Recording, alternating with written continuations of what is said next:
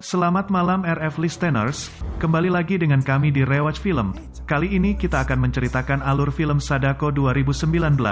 Di film ini bercerita tentang Mayu, seorang konselor psikologi yang bekerja di sebuah rumah sakit. Ia memiliki pasien perempuan yang tidak dapat mengingat apapun, bahkan namanya sendiri. Sementara itu adik lelaki Mayu, Kazuma, terseret dalam sebuah insiden mengerikan. Ia merupakan seorang YouTuber yang mencoba menelisik kasus kematian 5 orang di sebuah kamar apartemen yang terbakar. Mayu kemudian menyadari ada keganjilan dari video YouTube yang diunggah oleh Kazuma. Ia melihat sosok Sadako di video tersebut. Nah, sebelum memulai jangan lupa klik tombol subscribe untuk mendapatkan alur film lainnya. Yuk kita mulai alur film Sadako. Di awal film terlihat sebuah rumah berantakan yang di dalamnya terlihat ada sebuah lemari yang dirantai, dan seorang anak kecil sedang menatap putaran pengantar tidur bayi yang juga tergantung boneka yang menyeramkan. Seorang wanita datang dan menyiramkan bensin ke seluruh ruangan, dan mengintip ke dalam lemari, menuduh anak itu adalah reinkarnasi dari Sadako. Ibu gila yang hendak membakar rumah beserta anaknya, tiba-tiba dikejutkan dengan lampu yang padam, disusul dengan penampakan sosok berambut panjang yang memakai baju putih. Di belakangnya dia dikejutkan dengan rantai lemari yang terputus dan lemari itu dibuka oleh anaknya. Dengan sekali tatapan maut sang anak memecahkan lampu yang tergantung dan percikan api pun langsung menyambar ruangan yang telah tersiram bensin. Kebakaran pun terjadi. Seorang dokter muda yang juga rupanya pintar menemui pasiennya dan memuji pasiennya tersebut. Pasien menjawab, "Semua berkat Anda sang dokter." Mereka pun tertawa setelah berbicara tentang seorang dokter laki-laki lainnya. Rumah sakit berasa taman kanak-kanak di mana terdapat sekumpulan bocah sedang asyik menonton. Seorang bocah memperlihatkan gadgetnya yang ternyata pria itu adalah Kazuma, adik dari sang dokter. Seorang anak perempuan berjalan kaki dengan memegang boneka. Seorang gadis menghampirinya lalu tiba-tiba perempuan itu lompat dari ketinggian.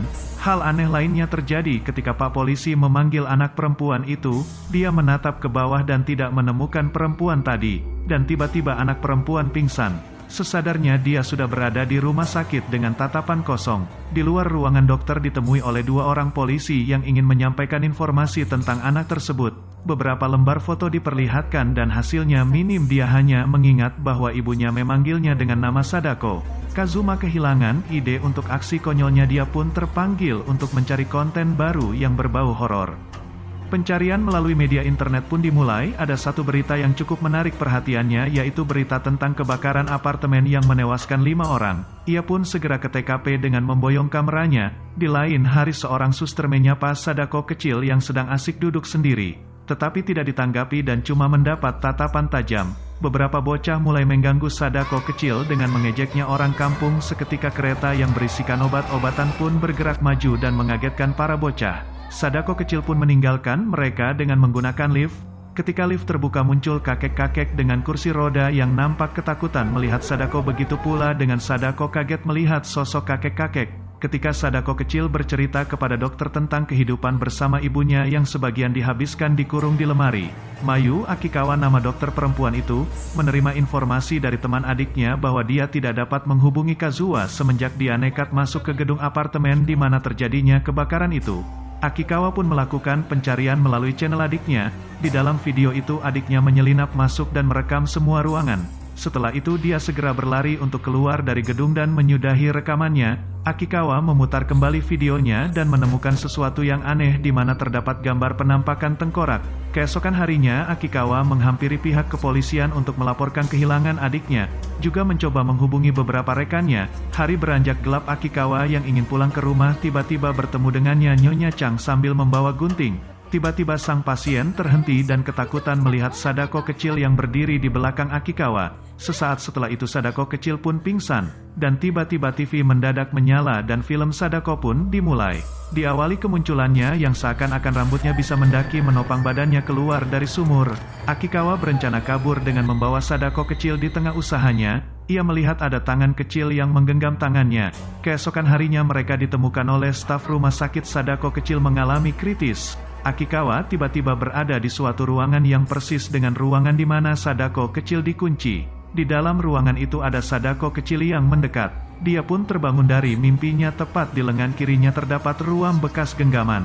Akikawa mengunjungi Nyonya Chang dan menanyakan tentang Sadako. Nyonya Chang pun tidak ada pilihan lain selain menceritakannya.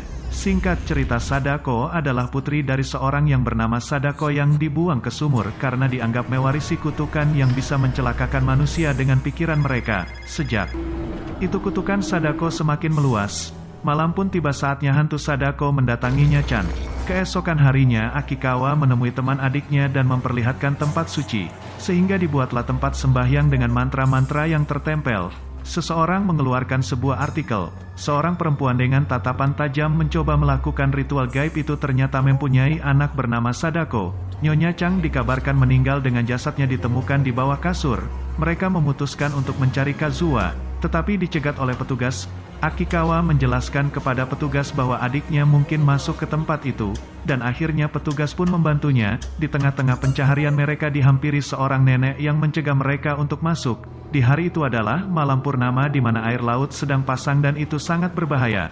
Pencarian tidak membuahkan hasil. Petugas mengatakan akan menunda pencarian dikarenakan air laut yang pasang akan sangat berbahaya.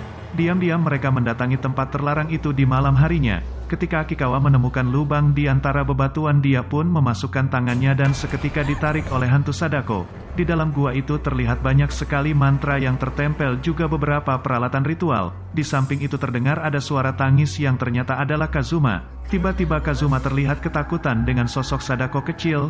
Akikawa seakan dibawa ke masa di mana seorang perempuan yang meninggalkan bayinya yang juga bernama Sadako. Akikawa mengetahui bahwa bayi itu tidak mati. Di tempat lain tubuh Sadako kecil terus mengalami penurunan. Akikawa berlari ke arah Sadako kecil dan memeluknya dengan mengatakan, "Ayo jangan menyerah, ibumu mungkin sudah tiada tapi masih ada aku." Di rumah sakit Sadako kecil akhirnya tersadar dan kondisinya pun berangsur normal. Si kumis tipis akhirnya berhasil masuk ke dalam goa.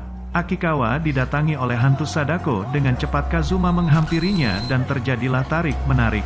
Naas Kazuma berhasil ditenggelamkan oleh hantu Sadako. Sekembalinya keadaan Akikawa tidak lebih baik, dia selalu merasa ketakutan. Sadako kecil akhirnya berpamitan dengannya. Selamanya hantu Sadako akan terus ada dan menghantui.